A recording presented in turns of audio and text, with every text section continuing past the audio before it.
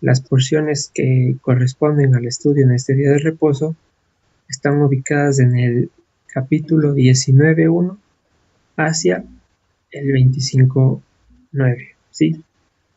Estas porciones o parashá reciben el nombre de la primera palabra con la que inicia. Hemos dicho antes, estas dos porciones se llaman Jucat y Balak, correspondientemente, respectivamente, ¿sí? La primera son aquellas normas infaltables.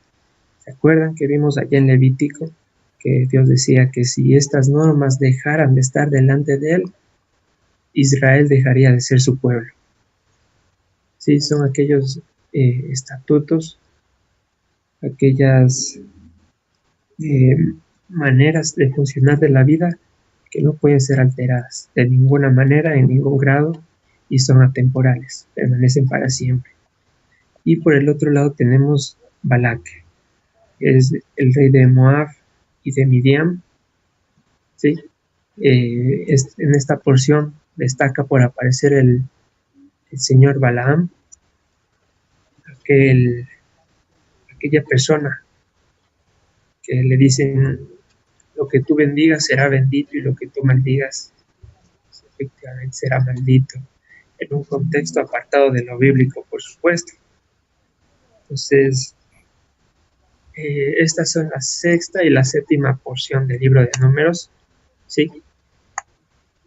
Nos faltan solo 3 más para acabar este libro, sorprendentemente. Hoy es 4 de julio del 2020 y en el calendario hebreo 12 de Tamuz de 5780. El versículo con el que deseo empezar hoy brevemente es: si tu Torah no hubiese sido mi delicia, hubiera ya perecido en mis aflicciones. Salmo 119. Si es que estos dichos, estas correctas normas no hubieran estado en nuestro corazón, en nuestra mente, ¿qué sería de nosotros? Sí, por supuesto, afirmadas con el Espíritu. Avanzando, recordando lo que vimos hace 2 fines de semana, ¿recuerdan que vimos el estudio de Coré, conocido por el hebreo Korah, por aquella persona que se levantó contra Moisés, y no solo eso, sino que guió al resto del pueblo a una rebelión? ¿Qué aprendimos en esta porción?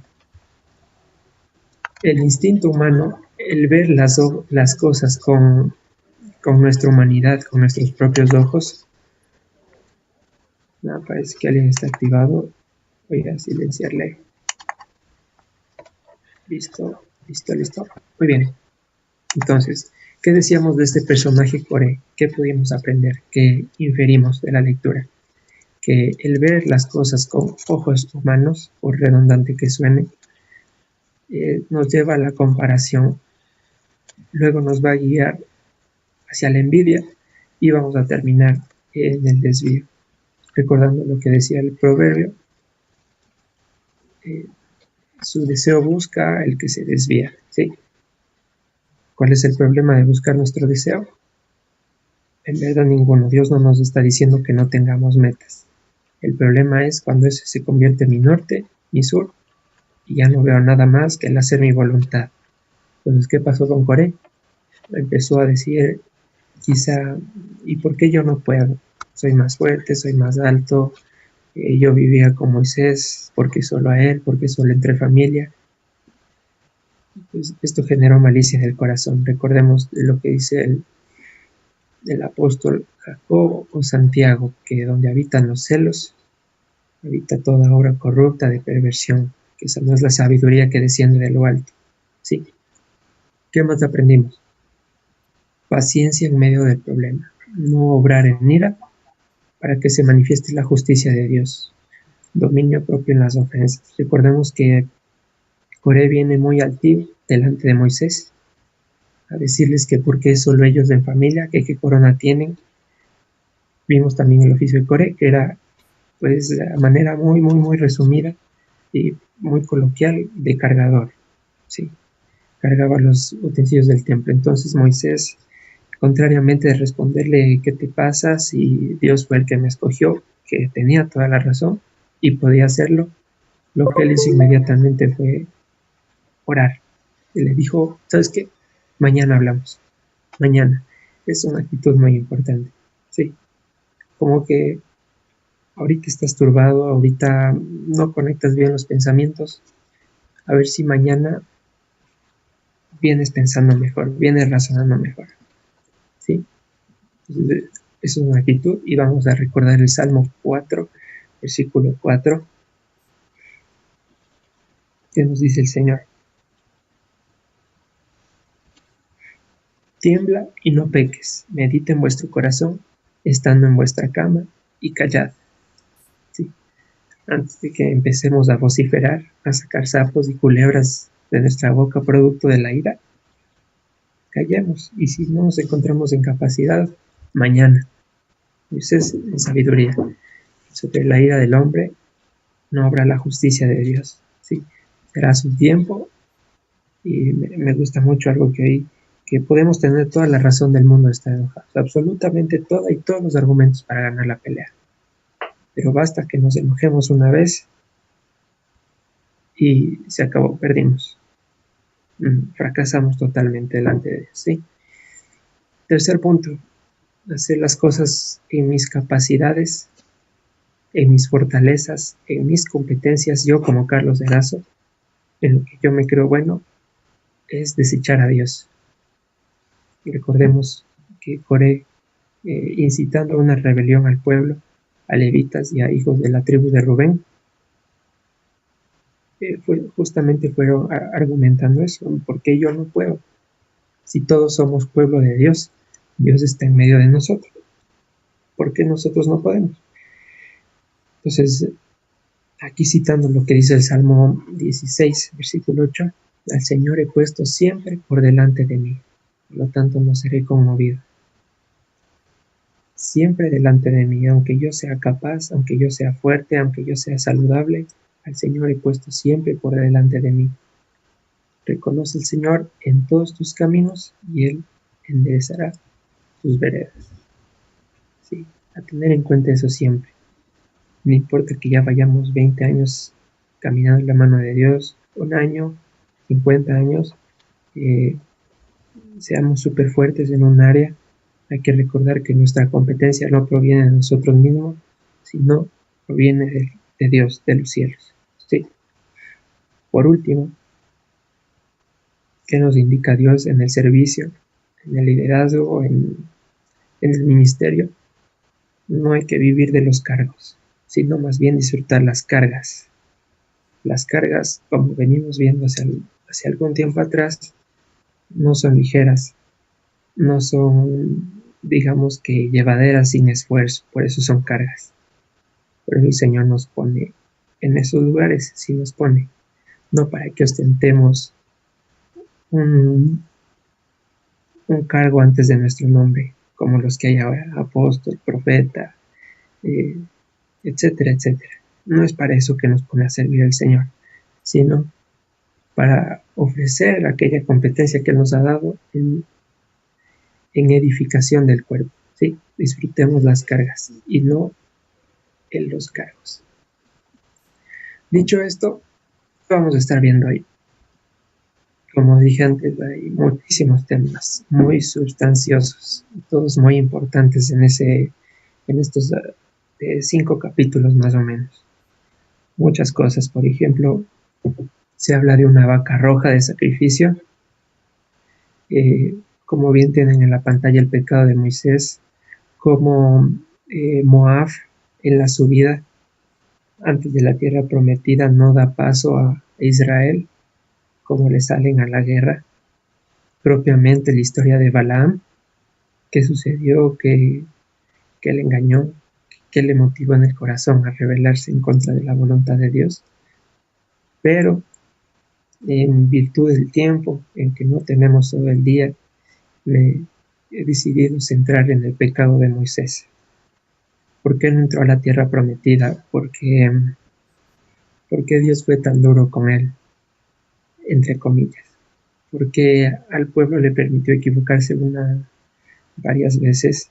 Y porque Moisés a la primera, en aparentemente algo digamos que en comparación al resto pequeño, se tomó tal resolución, a tal punto de que Moisés clamaba bastantes veces y Dios le responde: basta ya, cansado estoy de escuchar tus oraciones, no vas a entrar, punto. A ese punto, y Moisés quizá pudo haber experimentado un poco de desgano, quizá haber dicho: tanto camino para quedarme afuera, quizá lo pudo haber dicho. Sí, entonces hoy nos vamos a centrar en cuál fue ese error. Y si nos sobra el tiempo, si avanzamos adecuadamente, comentaremos algo de Balaam, que es súper importante. Pero, en tanto, comencemos. ¿Sí? Vamos a empezar en el libro de Números, capítulo 20, versículos. Carlitos. Sí. Perdón, Shalom, Carlitos. Buenos Buenos días. días, Cecilita. Shalom. Por Shabbat shalom. favor, Carlitos, ¿puedes grabar? Sí, Cecilita, ya se está grabando. Ah, ya, perdón, gracias. Sí, no se preocupe, Gracias. Cecilita, gracias. Listo, entonces vamos a Números, capítulo 20, versículo 1. Les leo desde aquí y si no tienen la Biblia en su casa, siguen con el oído. Dice: llegaron los hijos de Israel, toda la congregación, al desierto de Sin, en el mes primero, y acampó el pueblo en Cades, y allí murió María o Miriam, y allí fue sepultada. ¿Se acuerdan que ya vimos dónde era Kadesh? Al sur de Israel. No les traje el mapa, pero fue el lugar de donde se enviaron los 2 espías. De muy al sur, allí se encuentra. Y acampó el pueblo en Kadesh, y allí murió Miriam, y allí fue sepultada. Versículo 2. Y porque no había agua para la congregación, se juntaron contra Moisés y Aarón. El pueblo no aprende, el pueblo no puede ser corregido. Acabamos de ver una muerte de 14.950 personas y siguen viendo con ojos humanos, no con los espirituales, no en el discernir espiritual que actuó Caleb, sino que siguen preocupándose por lo de este mundo. ¿Sí? Y porque no había agua para la congregación, se juntaron contra Moisés y Aarón. ¿Qué es lo primero que sale del corazón? Y habló el pueblo contra Moisés diciendo: ojalá hubiéramos muerto cuando perecieron nuestros hermanos delante del Señor. ¿A quiénes se está refiriendo? A Coré y sus hermanos rebeldes.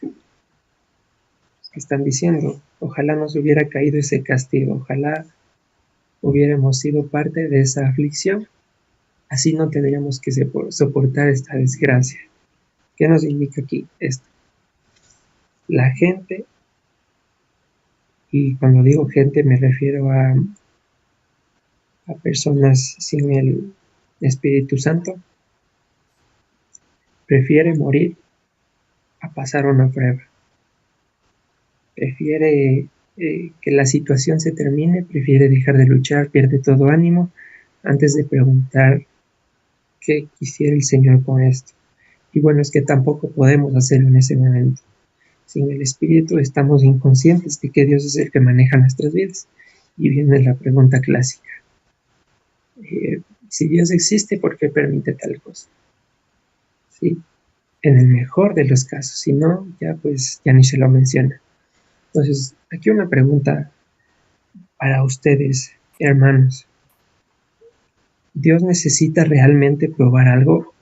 ¿Realmente necesita someternos a pruebas? Quisiera que me ayuden con la respuesta. ¿Es necesario que nos pruebe? ¿Alguien que se anime a participar?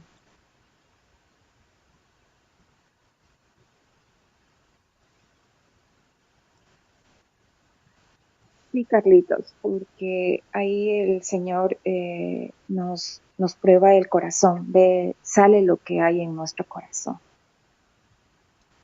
Gracias, Cecilita. ¿Alguien más que se anime? Amén. Shalom, Carlitos. Fabián, buenos días. Buenos días, shalom. Bueno, la verdad es de que en mi concepto muy personal, Carlitos, discerniendo, pero en base de la palabra, creo que el fabricante de cierto artículo o de cierto producto sabe la resistencia que tiene el uso para el que fue hecho y cómo es que este mismo está siendo usado, ¿no? O cuál es el proceso de uso. Me he hecho esta pregunta porque por el hecho de que siempre nos preguntamos por qué hay gente buena que sufre varios tipos de pruebas y por qué a gente mala le va tan bien. En base a esto, pues, he llegado a pensar de que Dios no sometería un plástico o un caucho al calor. Dice que Él nos prueba como que somos probados como oro. Y lo que realmente, si el productor del oro sabe que es oro, es que sabe que le puede meter a cierta temperatura o a un horno. En todo caso, si es que el productor o el hacedor de ese artículo sabe que no resistiría cierta temperatura, no creo que lo sometería. No hay prueba que sea utilizada antes de que el producto salga al mercado, porque si es que salimos sin probarnos, nos derretimos. Lo que estamos es haciendo que la comprobación de que el que nos hizo no nos da más carga de la que podamos soportar. Nosotros somos no probados, sino más bien aprobados, porque estamos pasando por el horno para ser vistos de que somos oro y no plástico. Es mi percepción muy personal, Carlitos. Amén. Amén. Gracias, hermano Fabián. Efectivamente, tal cual lo vimos con qué significaba ser santo, que no era apartado, sino más bien distinguido, y con la cuestión de que Dios endurece el corazón o no, lo mismo sucede aquí. ¿Dios necesita realmente probar algo? ¿O más bien necesita refinarnos? ¿Por qué hago esta pregunta? Es que como dice el hermano Fabián, Dios no tiene duda de nuestras capacidades. Dios no es que esté poniendo una situación para evaluar cómo respondemos. Él sabe de por sí que si nos pone tal o cual cuestión delante de nosotros, vamos a caer por nuestra debilidad. Entonces Él no necesita estar perjudicándonos. No tiene duda de que vamos a fallar. En ese sentido, Dios no tiene que probar nada. Lo que Él hace es que mediante las circunstancias saca a relucir el oro que llevamos dentro, que es la fidelidad de Él. ¿Sí? La idea de probar algo es evaluarlo mediante una situación para verificar cómo responde. Y si es que las cosas fueran así, nosotros podríamos sorprenderle a Dios, porque antes de la prueba Dios no sabría cómo vamos a actuar. Y con ese razonamiento se toma pruebas a los estudiantes para ver si han asimilado o no el conocimiento. Y en una mente humana está bien, pero Dios no tiene esa necesidad. A Dios no le hace falta saber si aprendimos o no, porque Él ya conoce todos los pensamientos de antemano. Lo que Él dice es, aprendiste bien este sector, pero aquí falta un poquito de retroalimentación. Pues ahí va. Y esa es la corrección que necesitamos hacer al vocabulario. Dios no nos prueba, Dios sí nos refina. Porque exactamente, si metiera el plástico al horno,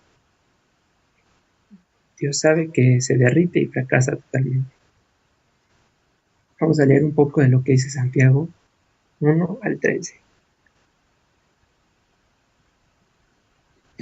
Cuando alguno es tentado, no diga que es tentado de parte de Dios, porque Dios no puede ser tentado por el mal, ni Él tienta a nadie. ¿Sí? Entonces Dios mismo no es que nos pone el tropiezo, ni está buscando cómo hacerme caer. Eso hay que eliminar esa idea. Más bien, repito e insisto, Él nos refina.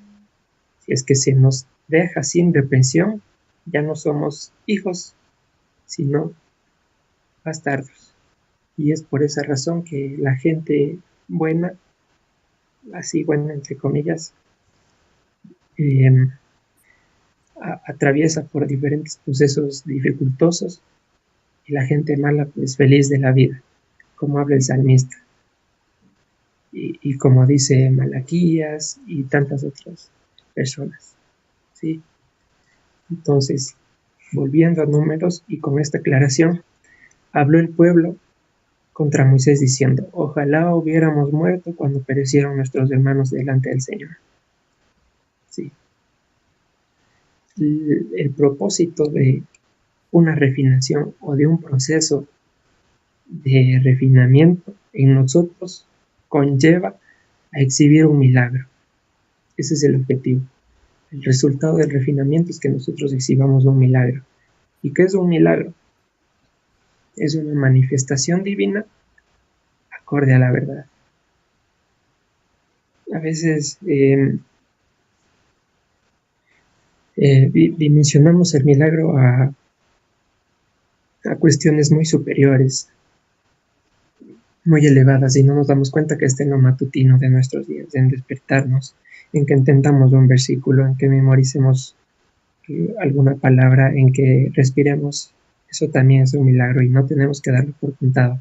Como sea, el milagro, repito, es una manifestación divina acorde a la verdad, que es el resultado de un proceso de refinamiento. Para su mejor entendimiento, a los milagros se los puede dividir en dos maneras: unos naturales y otros espirituales. ¿Cuáles son los milagros naturales? Son aquellos que pueden ser entendibles por la naturaleza y hasta cierto punto por la ciencia. Ejemplo, un enfermo toma cierto tratamiento de pastillas y pues al cabo de meses se cura, se elimina su enfermedad. ¿Qué van a decir todos? Qué buenísimo tratamiento, los médicos son geniales, y el que menos sabe de Dios dice eso. Pero ¿qué nos dice el Salmo? En vano ve la guardia si el Señor no es el que cuida. En vano construyen los edificadores si el Señor no es el que edifica. Entonces, la recuperación de esa persona no es porque el tratamiento haya sido exitoso, sino porque el Señor estuvo en cada pastilla y se eliminó la enfermedad. Eso sería un milagro natural. Un milagro espiritual sería aquellas curaciones donde el doctor dice: Señor, a su madre, a su esposa, a su tío, le queda un día de vida. Van al día siguiente, hacen los exámenes, no pasó nada, todo se eliminó, todo está perfecto, y el médico efectivamente dice: pues, no sé qué pasó aquí, está curada, es un milagro. No hay explicación de la ciencia, no hay razón lógica para verlo, por dónde verlo, simplemente sucedió. ¿Sí?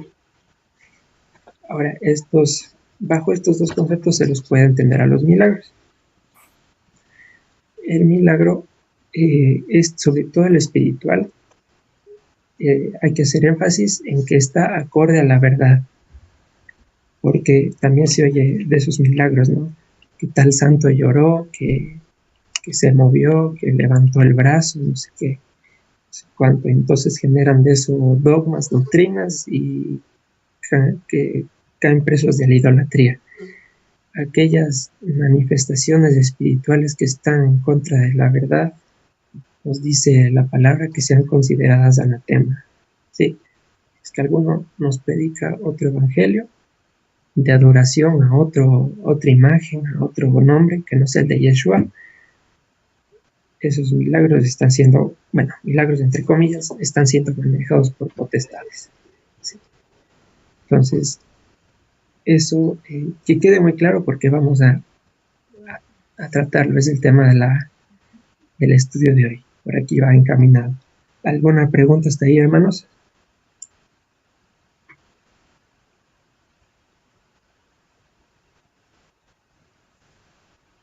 Sí. A ver. ¿No? ¿Nada? Bueno, si no hay preguntas, Repetimos brevemente. Dios no necesita probarnos porque Él sabe el resultado de antemano. Lo que Él hace es refinarnos. Él no tienta a nadie ni puede ser tentado. Entonces Él nos refina con las cosas que podemos soportar juntamente con la salida. Y ese refinamiento nos lleva a exhibir un milagro. Un milagro es una manifestación divina acorde a la verdad. Para entenderlo mejor, los hemos dividido en naturales, que pueden ser explicados según la lógica, pero que no dejan de depender de Dios en ningún momento. Y tenemos los espirituales, donde la razón, la mente humana ya no llega ni tiene idea cómo pasó. ¿Sí? Siguiendo nuestra situación, ahora sí nos centramos en el pecado de Moisés. Seguimos Números 20, versículo 4. ¿Por qué hiciste venir a la congregación del Señor a este desierto para que muramos aquí nosotros y nuestras bestias? Versículo 5. ¿Y por qué nos has hecho subir de Egipto para traernos a este mal lugar? No es lugar de cementera, de higuera, de viñas, ni de granadas, ni aun de agua para beber. Y se fueron Moisés y Aarón delante de la congregación a la puerta del tabernáculo de reunión, y se postraron sobre sus rostros. Y la gloria del Señor apareció sobre ellos, y habló el Señor a Moisés. Entonces, para reafirmar lo que estaba pasando aquí, hay una vista carnal del pueblo, discerniendo las cosas con la lógica humana, haciendo números a Dios, haciendo probabilidades, verificando, queriendo medir lo inmedible con nuestra mente limitada. Entonces, no hay que negar el hecho tampoco, ni cómo hacernos ciegos, de que evidentemente el pueblo estaba ante una carencia. De que hay una carencia, hay una carencia. ¿Qué está pasando? Aquí Moisés seguramente un poco de quizá de duda. ¿Será que efectivamente era por aquí el camino? ¿Será que en algún momento solo fue invención mía que escuché a Dios? ¿Será que solo son mis pensamientos y en verdad esto está sucediendo por mi culpa? Y quizá es una duda recurrente, quizá, o personalmente a veces me ha pasado, que pues bueno, se realiza tal o cual estudio, se lo aplica en la vida, los resultados no son los esperados y uno dice, ¿será que Dios en realidad me habló eso? Son ideas mías. O me dejé llevar por la emoción y terminé haciendo algo que pues bueno, es producto de mi mente. ¿Sí? Entonces, ¿qué está pasando? Sea cual fuera el resultado, la situación que se vivía en este momento de números, hay una carencia y eso no es normal. ¿Sí? Hay que preguntarse por qué está pasando, y por eso Moisés nuevamente exhibe la paciencia, el carácter de Dios.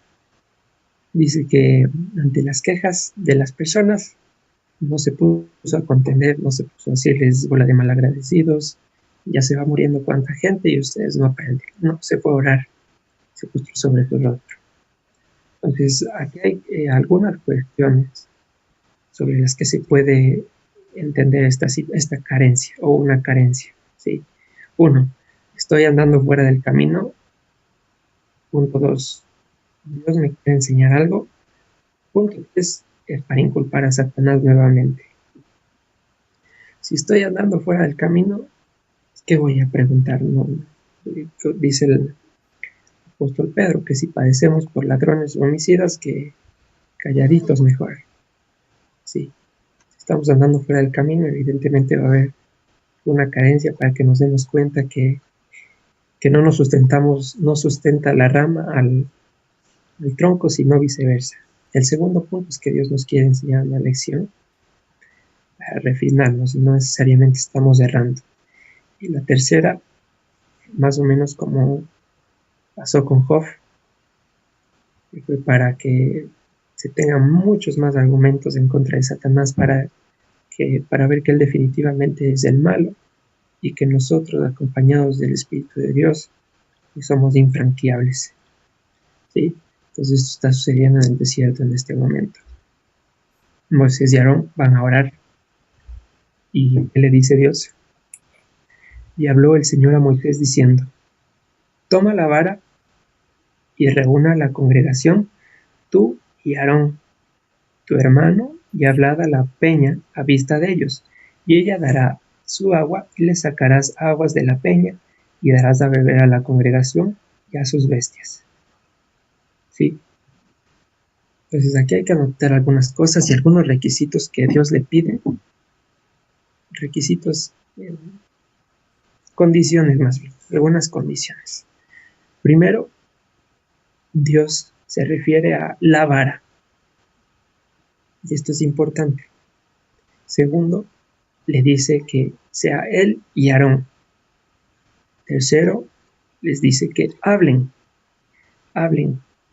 Y aquí mucha atención, muchísima atención para entender el trasfondo de esta cuestión. Es obligatorio que cite ligeramente un poquito del idioma hebreo, ¿sí? La palabra peña que habla aquí, que son piedras efectivamente, pues no viene de una sola palabra. En hebreo hay 3 palabras para referirse a las peñas, como habla en español. La una se llama Sela, no como lo que sale en los salmos, Selah, no, eso es otra cosa, sino la una se llama Sela, la otra se llama Sur, y la última se llama Aven, ¿sí? 3 palabras diferentes para referirse a las piedras, y cada una tiene su significado o su uso particular. Por ejemplo, una Sela es una piedra porosa, una piedra de un peñasco. Un Sur es una roca dura, firme, ¿sí? Y una Aven es una piedra labrada, ¿sí? Entonces, en este versículo 8 habla la Sela. Le dice que tome la vara, no le dice tu vara, le dice la vara, le dice que él y Aarón sean los que participen, y por último que hablen a la piedra, a la Sela, piedra de características porosas, ¿sí? La idea no es que el agua fluya de la piedra como se puede ver en la imagen. Voy a silenciar, activar un poco más.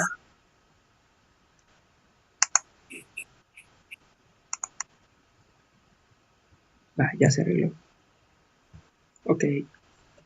Entonces, la idea de lo que Dios está pidiendo aquí a Moisés no es que el agua fluya como cascada. Y ya vamos a ver por qué, pero tengamos claro eso. Como se ve en la imagen, no es la idea. Le dice, toma la vara. Recordemos que en la anterior porción del estudio, Dios dice a través de Moisés que mañana se verá quién es el santo, quién es el escogido. Y en ello traen 12 varas y florece la de Aarón, y la vara de Aarón queda como testimonio. Entonces, cuando aquí dice la vara, no es por gusto, no es de adrede, las palabras están ahí por algo, y es porque le está diciendo que lo efectúe con esa vara. Ya vamos a ver por qué. ¿Sí? Entonces, repito, hay 3 palabras para piedra que en español traducen todas igual como peñas, y no es así, tienen su significado particular, si no fuera la misma palabra. Entonces, estas son las condiciones que Dios le da para glorificarse, para exhibir un milagro. Y ya hubo una circunstancia similar, muy similar. Vamos a verla en Éxodo 17, versículos 5, 6 al 7, por favor. Ya hay un antecedente de que Dios haya pedido o Dios se haya manifestado a través del derramamiento de aguas de la piedra. Ya hay una cuestión. Entonces, mientras llegamos,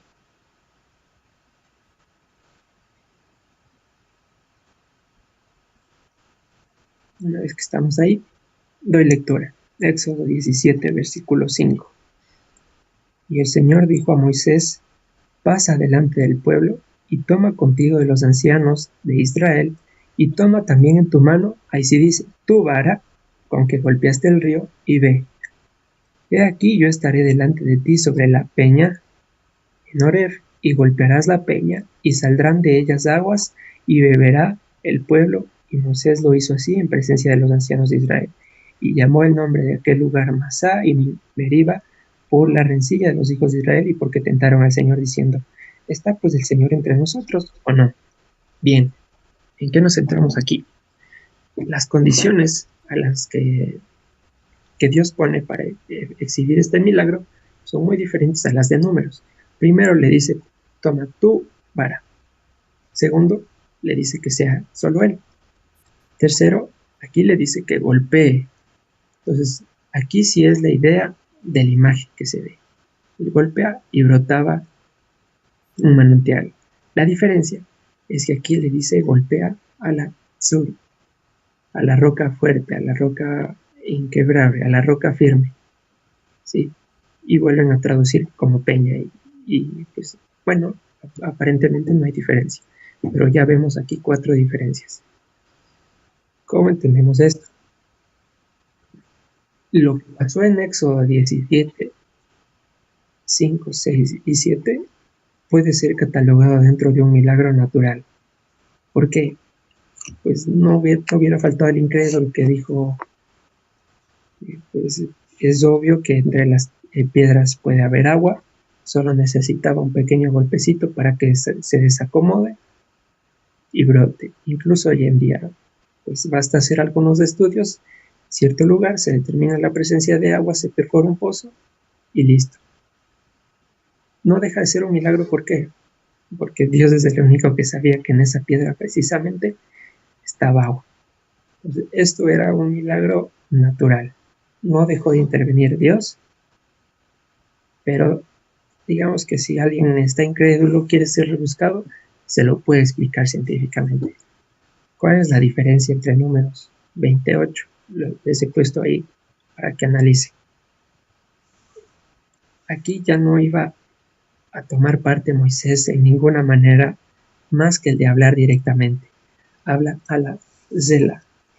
Aquí sí va a manifestar un milagro irrazonable, algo que no se había visto jamás antes. Más o menos como cuando Satanás dijo a Yeshua que les diga esas piedras y se iban a convertir en pan. En esa idea es el sentido de lo que está pasando en Números 28. Iba a mostrar un milagro mucho más inminente, algo sobrenatural, algo que iba a eliminar todas las dudas, que iba a dejar boquiabierto a los incrédulos. Iba a ser un milagro espiritual. ¿Sí? Analicen las diferencias entre el pasado y lo que está pidiendo Dios ahora. Son cosas diferentes. Habla, golpea, tú y Aarón, aquí solo tú, toma tu vara, y aquí le dice, toma la vara. ¿Ok? Entonces, reenfocándonos en lo que estamos viendo en Números, que nos está indicando que la roca iba a abandonar su naturaleza totalmente para dar de beber a Israel. Y espero que ya les haya sonado en el corazón cuando sucedió eso. La roca fuerte, la roca firme, compacta, dejó de ser roca para transformarse en agua viva y quitar la sed de Israel para siempre. Si es que dijeron esto ya sucedió con Yeshua, la roca que desecharon los edificadores, bien, ese es el sentido. ¿Sí? ¿Me estoy inventando? Claro que no. Primera de Corintios, capítulo 10, versículo 4, por favor. Entonces, esta roca iba a renunciar a sí misma, a lo que era, y se iba a transformar en agua. Por eso le dijo, habla, dile a la roca, en un sentido de, no especifica la orden, pero se puede presumir que algo así como roca, danos de beber, roca, conviértete en agua. Entonces la roca, ante esa orden, iba a ser manantial para Israel. ¿Qué nos dice 1 Corintios 10:4? Y todos bebieron la misma bebida espiritual, porque bebían de la roca espiritual que los seguía. Y la roca era Cristo, era el Mesías. Entonces, esta roca era una ejemplificación de lo que iba a venir a ser el Mesías en el futuro. No en vano dice, de mí hablaron Moisés y los profetas. Me gusta mucho contar la historia que antes, a duras penas, le veía en Isaías 53. Pero ahora literalmente casi que lo veo en todos los versículos, gracias a la misericordia de Dios. Entonces, volviendo aquí, Dios iba a estar haciendo una proyección de lo que iba a venir a pasar en el futuro. La roca iba a abandonar su naturaleza para dar de beber a Israel. El Mesías es ambas, tanto una cela que deja su naturaleza y también una tzur, una roca inconmovible. Vamos a ver ejemplos. Vamos a ver Salmos 31, versículo 3, por ejemplo.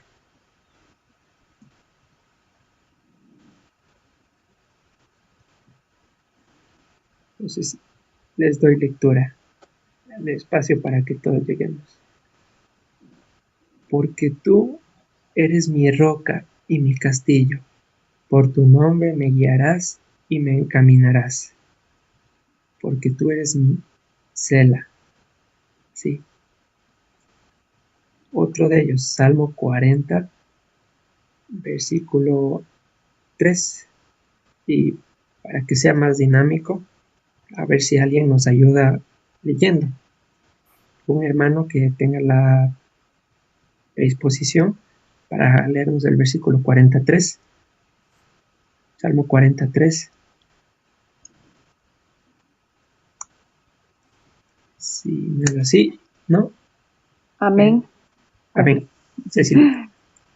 Puso luego en mi boca cántico nuevo, alabanza a nuestro Dios. Verán estos muchos y temerán y confiarán en el Eterno. Lo siento, versículo 2 aquí. Y me hizo sacar del pozo de la desesperación, del lodo cenagoso. Puso mis pies sobre peña y enderezó mis pasos. Dice peña, pero vuelve a aparecer la palabra cela. Otro hermano que se anime con Salmos 42, 9.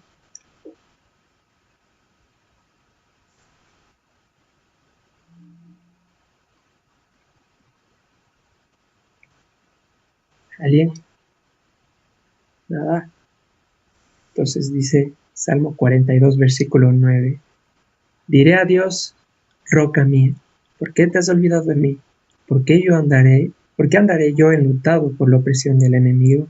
Nuevamente, diré a Dios, cela mía. Sí. Salmo 78, versículo 16. ¿Alguien más? Última oportunidad.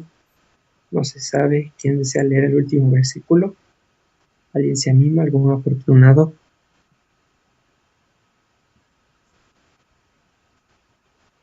No es así, volvemos. Pues sacó de la peña corrientes e hizo descender aguas como ríos. Nuevamente. Y aquí está en consonancia lo que estamos leyendo. Sacó de la cela corrientes e hizo descender aguas como ríos. ¿Sí? Entonces, ¿qué estamos viendo? El Mesías es algunas veces identificado como esta roca que pierde su naturaleza por alcanzarnos a nosotros sin dejar de su santidad, por supuesto, y en otras veces está inconmovible, infranqueable. ¿Sí?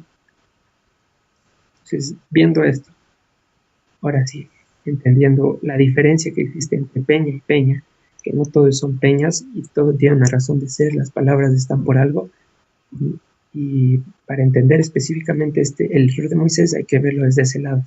Volvemos a Números 20. Les repito, desde el versículo 8 vamos a avanzar hasta el 11. Toma la vara y reúne la congregación. Aquí es importante anotar, no, luego sale. Toma la vara y reúne la congregación, tú y Aarón, y tu hermano, y hablen a la cela a vista de ellos, y ella dará su agua, y le sacarás aguas de la cela, y darás de beber a la congregación y a sus bestias. Aquí va nuestro Moisés, aquí va en acción. Versículo 9. Entonces Moisés tomó la vara delante del Señor como él le mandó, cual vara la de Aarón. Hasta ahí todo maravilloso. Y reunieron Moisés y Aarón a la congregación delante de la cela y les dijo: escuchen ahora, rebeldes, ¿haremos salir aguas de esta peña? ¿Sí? Y versículo 11. Aquí hay un lapsus, no se sabe qué pasa, y dice: entonces alzó Moisés su mano y golpeó la peña con su vara 2 veces, y salieron muchas aguas, y bebió la congregación y sus bestias. ¿Qué pasó? Parecía que todo estaba tan claro, todo iba muy bien, y aquí sí está correctamente ejemplificada la imagen del fondo. Teniendo la vara de Aarón en su mano, no sé qué rato se desconecta, se pierde, y coge su vara, va él solo, y no solamente no habla, sino que golpea 2 veces, por si fuera poco, para reafirmar el error. Sí, ni siquiera parece que se le fue, sino 2 veces. ¿Qué pasó? ¿Qué sucedió? Y quizá él, guiado por su experiencia, por su propia prudencia, por sus capacidades, dijo: a ver, ¿qué pasó en Éxodo? Bueno, nosotros lo decimos así, él diría diferente, quizá. ¿Qué pasó antes? Me pidió que golpee la piedra con mi vara, pues aquí ha de ser lo mismo. La emoción, los sentidos se desviaron, se extraviaron, y terminó haciendo algo que no le mandó. ¿Qué nos dice el proverbio nuevamente? Reconoce al Señor en todos tus caminos y no te apoyes en tu propia prudencia, en tu propia lógica. ¿Sí? Moisés, estando tan claro delante de todos, una maravilla, exhibiendo el carácter de Dios, en un momento de descuido terminó haciendo todo lo contrario. Quizá también otra posibilidad que cabe es como Abraham, cuando Dios le dijo que su esposa le dará un hijo. Entonces, ¿qué dijo Abraham? Sí, está bien, confía en lo que Dios dice, pero no, seguro que no es así tan directamente como me dijo. No ha de ser mi esposa, sino Agar. Por ese lado hay que entenderle, porque mi esposa no puede, está mayor, es estéril. No, yo he de haber entendido mal, ha de ser con Agar. Plin dijo que no debía nacer. Una pequeña desconexión. Entonces lo mismo aquí. Moisés me dijo que hable con la vara de Aarón y con mi hermano, pero ha de ser de esta manera. Y ahí se termina arruinando todo. ¿Sí? Entonces, versículo 11 lo repetimos. Entonces alzó Moisés su mano y golpeó la peña con su vara 2 veces, y salieron muchas aguas, y bebió la congregación y sus bestias. ¿Qué sucede aquí? La sed, a fin de cuentas, fue saciada. El pueblo de Israel bebió el agua. ¿Se cumplió el objetivo? Sí. ¿Se acabó la murmuración? Sí. El milagro al fin y al cabo sucedió. No deja de ser milagro. Pero, ¿qué fue lo que falló? El trasfondo espiritual. Eso fue el problema, el ligero y grandísimo problema. El trasfondo espiritual que envolvía esto fue el que no se cumplió. Como vimos, en esta situación, Moisés iba a hablar y la piedra se iba a convertir en agua. ¿Qué sucedió? Es todo lo contrario. Con ese acto se pretendía acabar la murmuración para siempre. Se tenía que acabar la sed indefinidamente, porque ya no iba a caber más. Moisés está actuando en su propia lógica, son solo ideas de Moisés, estamos pasando sed por gusto. No, ya se iban a acabar sus comentarios, iban a haber algo sobrenatural, algo muy eminente, y no se dio. Entonces, ¿qué nos dice el versículo 12? Dice: y el Señor dijo a Moisés y a Aarón, por cuanto aquí aparece la palabra emuná, y se acordarán que explicamos antes que no es adecuado decir yo creo, porque no depende de mí, ni es una actitud mental de mentalizarse. Más bien, yo exhibo fidelidad. que es la emuná de Dios que reposa sobre nosotros y por la cual vivimos. No es la nuestra, porque no podemos. Es la de Dios que reposa en nosotros y tal cual como poníamos el ejemplo de los mostradores, somos un mostrador vacío, que antes de Dios exhibíamos productos caducados, carne podrida, leche pasada. Dios viene, bota todos sus productos y nos pone a exhibir sus frutos. Pero son de Él, exhibimos lo de Él, no exhibimos nosotros mismos. El mostrador no tiene nada que exhibir, por eso es mostrador. Nosotros somos de esos. Sí, entonces, yo creo, no. Yo exhibo, sí. Pues aquí está diciendo eso. Y el Señor dijo a Moisés y a Aarón, por cuanto no exhibieron fidelidad en mí para distinguirme delante de los hijos de Israel, por tanto no meterán esta congregación en la tierra que les he dado. Ese fue el error. Les leo rápidamente Juan 4, versículo de 9 al 10. La mujer samaritana le dijo, ¿cómo tú? Es el pasaje en que Yeshua está con la mujer samaritana en el pozo y pues le pide de beber. Eso responde, ¿cómo tú siendo judío me pides a mí de beber, que soy mujer samaritana? Porque judíos y samaritanos no se tratan entre sí. Respondió Yeshua y le dijo, si conocieras el don de Dios y quién es el que te dice dame de beber, tú le pedirías y él te daría agua viva. ¿Sí?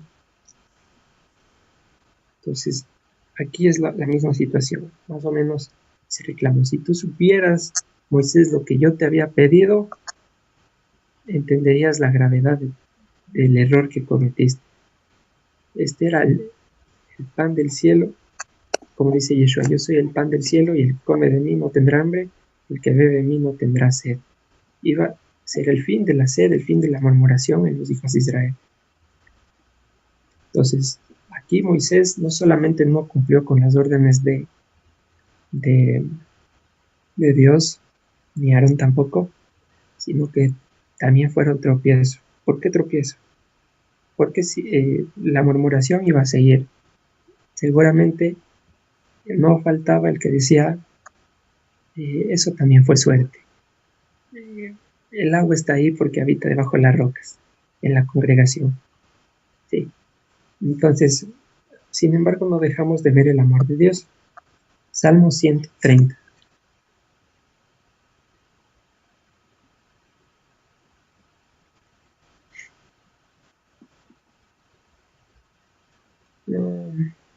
Versículo 13.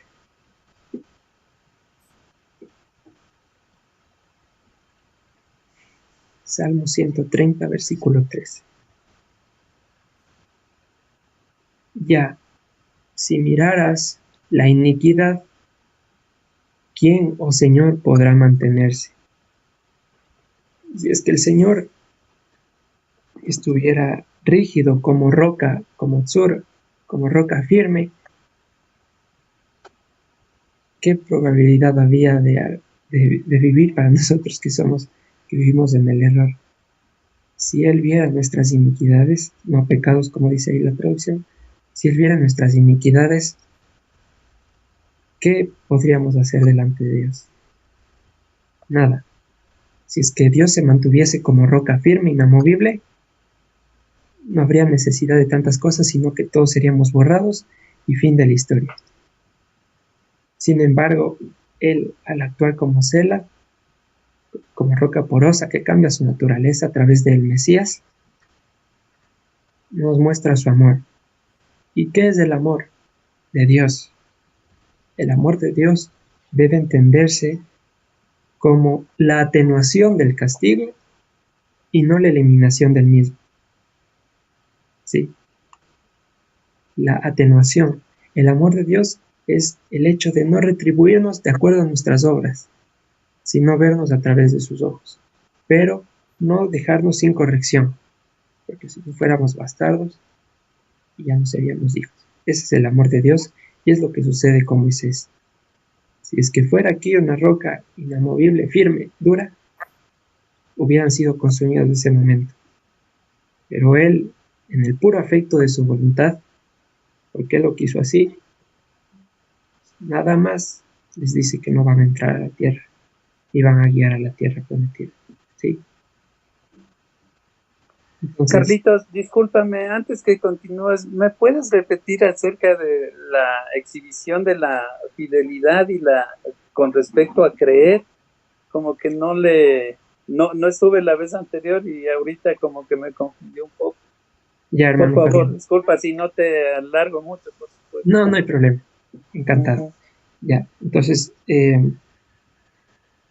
como bien sabemos, la palabra fe viene del hebreo emuná, que es fidelidad. Entendido hasta ahí. ¿Qué es la fidelidad de Dios? Es esa invariabilidad en cuanto a sus pactos y a sus promesas. Entonces, cuando nosotros decimos yo tengo fe, hay que tener en cuenta que no es porque yo haya desarrollado ese don innato, que no es que la fe proviene de mí, sino que la fe, la fidelidad proviene de Dios. Entonces, cuando la fidelidad de Dios reposa en mí, yo empiezo a cumplir sus mandamientos de forma invariable. Empiezo a dejar de titubear, empiezo a dejar mis cojeras, lo cojo, se sana y vuelvo al camino derecho y ando en su camino de santidad, como dice Isaías, por su fidelidad.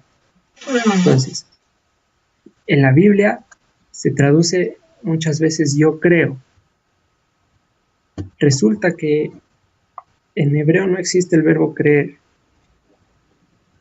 sino viene de la palabra emuná mismo. Entonces, ahí viene la definición, exhibir fidelidad. ¿Por qué exhibir fidelidad? Lo pongo el ejemplo así. Somos mostradores de una tienda. Cada uno es un mostrador de una tienda. Sin Dios, apartados de la ciudadanía de los santos, ajenos a las promesas del pacto, como dice Efesios 2, ¿qué exhibíamos? Los frutos de la carne. Ira, fornicación, adulterio, enojo, homicidio, que serían carne podrida, como dije, leche cortada, frutas mosqueadas. Eso exhibíamos nosotros y no teníamos nada más que ofrecer, y es lo que el mundo tiene para ofrecer. Como mostradores en una tienda, nosotros nos poníamos a vender eso. Tenga esta carne podrida, tenga estas frutas.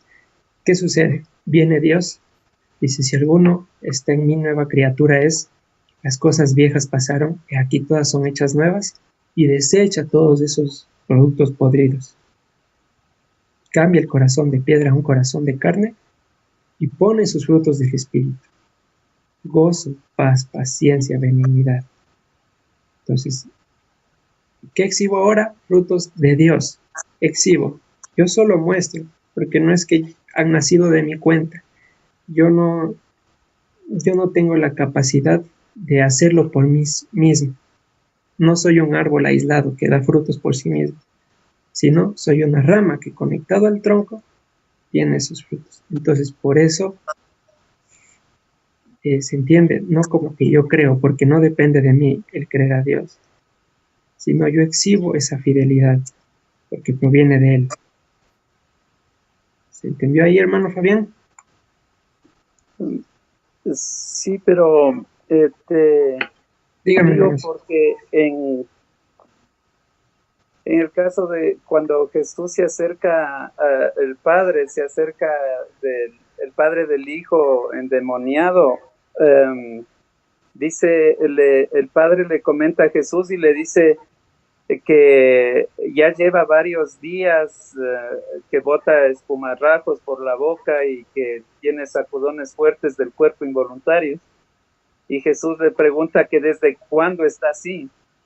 Y le dice, desde hace mucho tiempo lleva ya ese espíritu en él. Uh-huh. Y le dice, sí, dice, desde hace mucho tiempo, dice, más si tú pudieras hacer algo, o crees, en otra versión dice, ¿crees tú que puedas hacer algo? Le dice el padre del muchacho endemoniado. Y Jesús le responde, dice, ¿crees tú que yo pueda hacer algo? O sea, le responde con el mismo creer. Y él dice, yo creo, le responde el papá. Entonces, ahí como que da a entender de que lo que tú haces con Dios es creer, dice que es para activa la fe. El creer hace que se mueva la mano de Dios. Porque muchos han visto, ve, y esos son bienaventurados. Entonces, muchas veces creo yo que más bien en base a la infidelidad, porque en realidad la infidelidad nuestra, la infidelidad humana no se compara a la fidelidad de Dios. La infidelidad nuestra está al virar de la esquina. Siempre estamos siendo infieles con pensamiento, con obra, con la carne que somos nosotros. Y obviamente, o sea, es imposible que nosotros en nuestra humanidad tengamos toda la fidelidad que Él tiene para con nosotros. Sin embargo, dice que si crees, al que cree todo le es posible. También cuando muere Lázaro le repite a Marta, le dice, no te he dicho que si crees verás la gloria de Dios. O sea que al respecto voy de que hay que creer para mover la mano de Dios, no que la mano de Dios se mueva para que nosotros seamos fieles, ¿no? Porque, bueno, nuestra naturaleza es olvidar todo el bien que hemos recibido y siempre estamos perpetuando en nuestra mente el mal que pudimos haber recibido. Pero sin embargo, o sea, la creencia, la credibilidad, creerle a Dios, verle a Él, creerle, no es un acto de obra, más bien es un acto de fe. No sé si me expreso bien, sí. Pero en todo lo que lee en creer, con respecto a creerle a Dios, en síntesis es que es una parte para que Él sepa que nosotros, en todo lo indignos que somos, también somos sus hijos. Amén. ¿Cuál es el problema ahí? Usted me dijo que necesitamos creer para que la mano de Dios se mueva. Entonces, ya no es por gracia, sino es por obras. Depende de mí que Dios actúe. Entonces, volvemos a la pregunta de Jesús al Padre. ¿Tú crees que yo pueda hacer algo? Supongamos que le decía no. Jesús decía, Chus, ya no puedo hacer nada. Lo siento, vuelvo luego. Es más bien como dijo, la mano de Dios es la que reposa sobre nosotros para que creamos. Porque si no, cada cual podría creer y no necesitaría de Dios. La mano de Dios se mueve por el puro afecto de su voluntad, dice en Efesios. Bueno, no dice que se mueve, sino dice por el puro afecto de su voluntad. Él nos toma por el puro afecto de su voluntad. Él no necesita saber que nosotros le creemos, que Él ya sabe que no hay justo ni a uno, no hay quien haga lo bueno, no hay quien busque a Dios. Entonces, de nosotros mismos no puede salir el creer. No es una actitud que depende de mí. No es que yo le creo hoy porque decidí creerle. Y Dios está sujeto a mi creencia. Yo no puedo limitarle a Dios, ni Él está esperando que yo le crea. ¿Cómo me salvó del pecado? ¿Cómo nos salvó del pecado? Porque Él lo quiso. Y de ahí vino la conciencia de que Él es bueno, Él es justo y sus juicios son verdaderos. No antes. No en el pecado me di cuenta que estaba mal y Dios viendo eso me salvó. Como está escrito en el Salmo 119, 176. Anduve yo como oveja errante. Ven a buscarme, pues no me he olvidado de tus mandamientos. David está consciente de cuál es la palabra. David sabe cuáles son los mandamientos, sabe cuál es la ley, pero él también se da cuenta de que por sí mismo no puede encontrar a Dios, no se puede retomar el camino, sino depende de Dios, absolutamente, todo depende de Él. Porque si fuera por obras, por la más mínima que sea, entonces nos estamos ganando la salvación, nos estamos ganando el favor de Dios y no podemos ganarnos nada porque nuestras obras son como trapos de inmundicia. Si somos aceptos, somos por el amado, es porque Cristo vive en nosotros y porque Él ve eso en nosotros, no nos ve a nosotros, no ve nuestra buena obra del día, ve el sacrificio de el Mesías en la cruz y es por eso que nos salva, pero no porque creamos, porque entonces si mañana dejamos de creer, ya lo perdimos todo. Y entonces la salvación se pierde, se gana, es por obras, no es por obras. No, Dios no espera nuestra buena actitud, no espera nuestro raciocinio para obrar. ¿Sí? Amén. ¿Sí?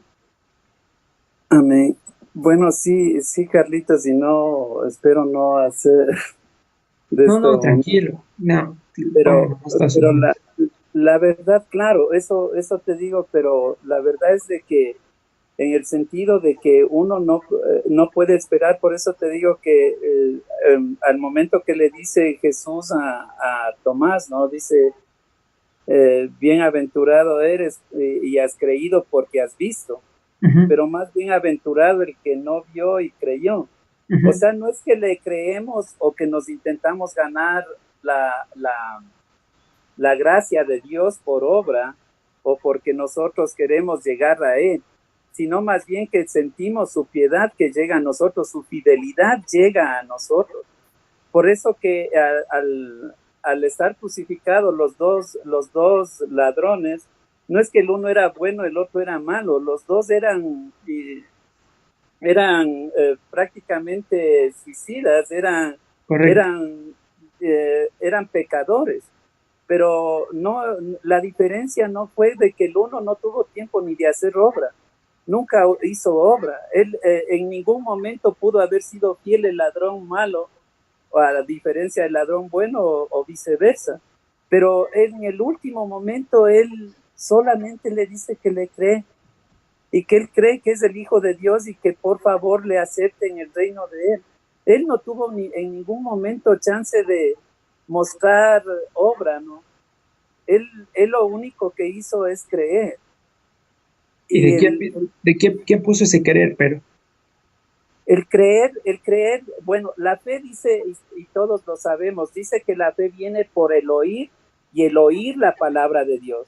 Eso es lo que activa tu fe y eso es lo que hacemos en nosotros mismos. O sea, la gente que no vive como estamos nosotros ahorita ligados a este estudio, por ejemplo, eso es lo que hace que se active nuestra fe. Porque nosotros oímos la palabra y sabemos y creemos en lo que Y Dios está diciendo, creemos en pregunta, las promesas que Él nos dio. una pregunta ahí. ¿Quién ¿Verdad? pone el oír? ¿Quién permite oír? Porque Dios. naturalmente nosotros somos pueblo que teniendo ojos no ve y que oídos no escucha, que teniendo oídos no escucha. Entonces, ¿quién pone el oír la palabra de Dios? Carlito, el momento que la mujer con hemorragia toca el manto de Cristo, él le tocaron muchas manos.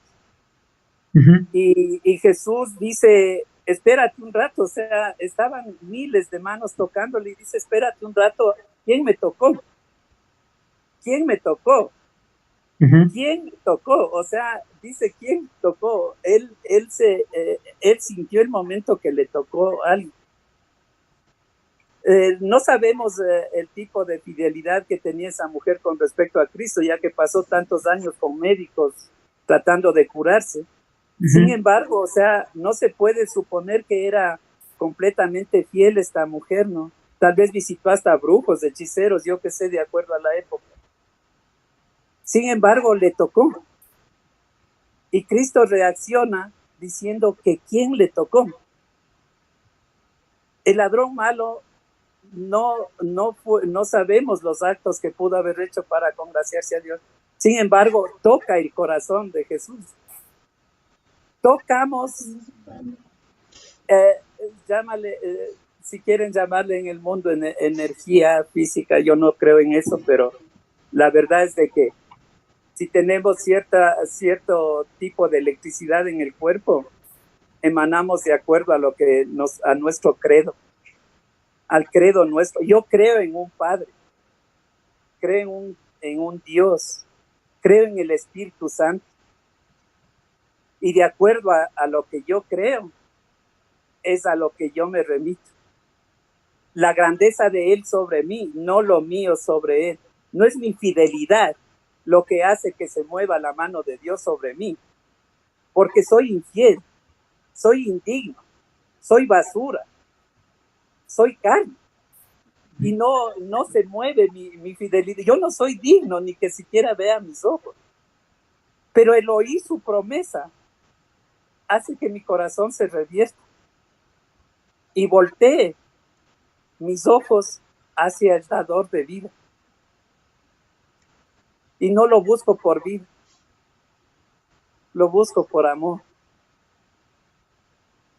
Amén. Amén. Sí, sí, está bien, acaba de decir lo mismo que yo dije. Si Dios habita en nosotros es porque escuchamos su palabra. Y eso no es porque yo haya sido fiel, ni porque tenga méritos, ni algo haya hecho bien, sino es por su promesa. Amén. ¿Qué añadir nada más? Él nos circuncidó, Él nos perforó nuestros oídos para que oigamos. Él, nada más que eso Amén. Nada más. Sí. Amén. Amén. Gracias, hermano Fabián. Muchas gracias. Amén. Entonces, cerrando ese paréntesis muy importante, volvemos al pecado de Moisés. Cuando el Mesías vuelva como la roca, porque ya no va a volver en condición de siervo, sino como su santidad, Dios, su majestad, en toda su gloria, se ejecutará el juicio de este mundo. Es decir, cuando esté como roca inamovible, roca firme, inquebrantable, ahí sí ya pues se acabó el tiempo. Y nosotros seremos justificados. ¿Por qué?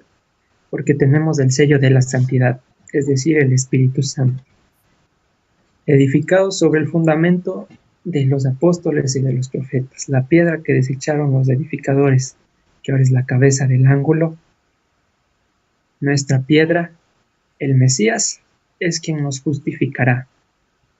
Es Él quien nos hará alcanzar la estatura del varón perfecto, para que cuando Él venga, su juicio no se derrame para destrucción, sino que diga: buen siervo, en lo poco has sido fiel, es hora de entrar en lo mucho. Nuevamente, ¿por qué lo hará? El que empezó la buena obra, la terminará en nosotros. Y esa es la situación. Muy bien. Entonces, ¿de dónde nace la gravedad del error de Moisés? En últimas, la parte de la desobediencia, de haber sido tropiezo para el pueblo, es que negó una manifestación del Mesías con su desobediencia, una proyección del Mesías. Ese fue un gran problema y la gravedad del asunto. Indirectamente, quizá no de palabra, pero sí de obra, pues negó al Mesías, negó su obra redentora. Entonces, ahora, como dijo en Juan 7, en el último gran día de la fiesta, si alguno tiene sed de mí, venga y beba. Entonces, nosotros como sedientos, como dice Salmo 143, hacia ti extiendo mis manos, me haces falta como el agua a la tierra seca. Así somos nosotros alejados de Él, nada podemos hacer. Y Él con su muerte, cuando fue perforado por la lanza, cuando murió, salió agua para siempre. Y es ese Espíritu que por su promesa reposa en nosotros, por lo cual ahora podemos publicar sus alabanzas. Bendito sea el nombre de Dios. Y con eso hemos terminado el estudio de hoy, hermanos. ¿Hay alguna pregunta?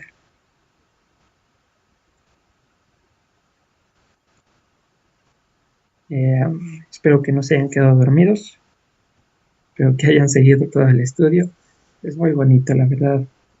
Impactante verle al Mesías como antes, la roca que nos dio de beber, que abandonó todo su poder en el cielo, para que nosotros, los que no éramos pueblo, los que estábamos sin Dios y sin esperanza en el mundo, ahora seamos llamados pueblo, derribando la pared intermedia y acercándonos a Él mismo.